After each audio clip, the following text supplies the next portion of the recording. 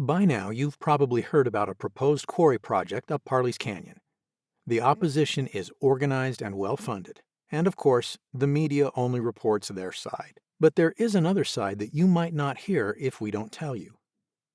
Rock aggregate products are essential to both new construction and renewing our infrastructure. Given growth along the Wasatch, local supplies are running out. Without rock aggregate products, no new roads, no residential or commercial buildings, no updated freeways or water systems. And those vital rock products only come from quarries. It's that simple. Here's the opposition's view of Parley's Canyon, or at least what they want you to believe. But is that reality? Parley's is a busy canyon, full of human activity. Parley's is really two canyons in one. Lower Parley's is private land. Upper Parley's is mostly public. I-80, a major interstate freeway, carries tens of thousands of vehicles every day right through the canyon. Lower Parley's industrial history is rich. Gold mines, silver mines, silica mines, and rock quarries all have been a big part of Lower Parley's since the earliest days of settlement. See this? That's the carved railroad bed for the trains that ran right through the canyon all the way to the Park City mines. This existing gravel quarry has been in use since the 1800s. At one time, it was the site of a Portland cement factory. That's right, a cement factory with a smelter in Lower Parley's. Down here, around what is now called Suicide Rock, the canyon was dammed off to form Salt Lake's first city reservoir. Lower Parley's has always been a working canyon, home to a number of early industries. That's why almost all of Lower Parley's along the freeway is privately owned land. That means when opponents warn about cutting off public recreation, they are less than truthful, since there is no public recreation access to lose. And despite what their videos want you to believe, there are no public trails for hiking or biking and certainly no place to fish. But there's plenty going on in today's Lower Parley's. There's a police gun range, a wedding reception center, that existing gravel quarry, a state park, a UDOT maintenance facility, and 2 golf courses. Oh, and that exclusive gated cabin development. The owners of those exclusive cabins are driving most of the opposition to the I-80 South Quarry. Upper Parley's is very different. Above the golf courses, the canyon widens out and is mostly public land administered by the U.S. Forest Service. This upper part is the protected watershed. Lower Parley's is not. That fact is key. So when this opposition group says this in one of their videos, we can know they are once again stretching the truth. And just a few miles up the freeway, Upper Parley's runs into Summit Park and Jeremy Ranch, then Kimball Junction.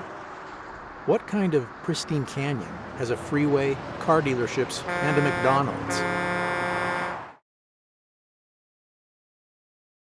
As we said before, the opposition raises lots of money for videos. Since the media will never fact-check them, let's do it ourselves. Here's one called Parley's Canyon. This is not the place. It's nicely done and, as usual, tells about half the story. Largest watershed? That's true, but they skip the fact that Upper Parley's is protected watershed. Lower Parley's is not. Our drinking water comes from Upper Parley's.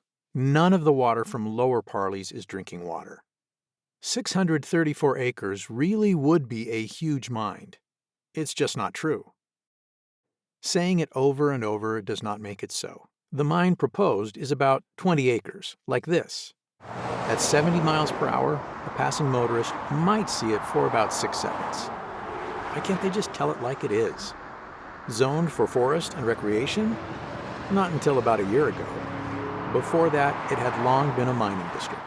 After plans for the I-80 South Quarry were announced, the Salt Lake County Council couldn't virtue signal fast enough, rushing to change the zoning on private land to block its lawful use. Wouldn't want to offend those wealthy cabin owners. Think about that. County politicians just grabbed control of private property without paying the owners a dime. That's called a taking, unjustly depriving someone of their property by force of law. Socialists are probably okay with that, but most of us think private property has to mean something. In this case, it means a lawsuit, and guess who will be paying for that? Fugitive dust sounds so sinister. Here's a little secret they don't want you to know. Fugitive dust is really just plain old dust. Not toxic, just dust. And quarries are far from the biggest problem. We've seen a couple of huge West Desert dust storms just this year. But does anyone remember a major dust storm ever coming from the canyon? Air quality? Obviously, air quality is important. But this quarry won't change our overall emissions picture. Sand and gravel get produced somewhere. The amount produced is driven by construction demand, not quarry location.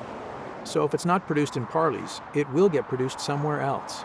Trucks and machines in a gravel quarry don't pollute any more than the ones used for regular construction, like rebuilding freeways or new houses.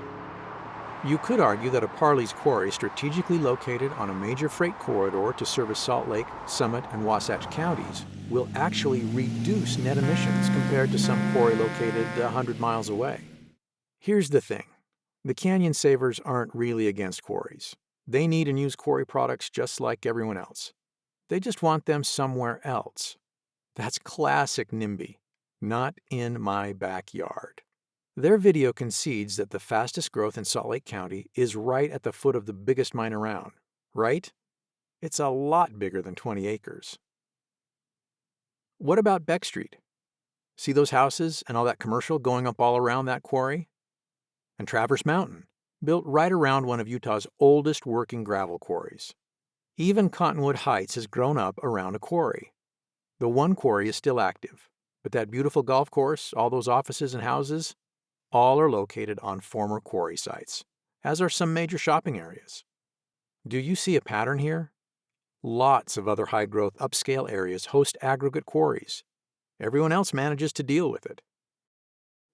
But these East Benchers and elite cabin owners must think they are, what, special? Quarries for thee, but not for me. Mining is about as highly regulated as an industry can get. Several state agencies are charged with protecting Utah's health and safety. Look around. Utah does a pretty good job compared to other states. Sure, some people will disagree with that, but that's just politics. This Parley's quarry requires approvals from 3 major state agencies. DOGM, the Division of Oil, Gas, and Mining. That's Mine Safety and Reclamation. DAQ, Department of Air Quality, Air Emission Standards. DWQ, Division of Water Quality. Obviously, they make sure water is kept safe. Here's what the opponent groups think of the job our Utah regulators do. We think that's insulting to state government professionals doing their jobs according to the law. There is a rigorous, costly process underway to obtain approvals. We need to let it work. For months now, quarry opponents have been out telling their side of the story. But just because today's media won't report it doesn't mean there isn't another side. It's Work Right Utah's plan to tell the whole story on this and other issues. Please visit workrightutah.org to learn more, and thanks for watching.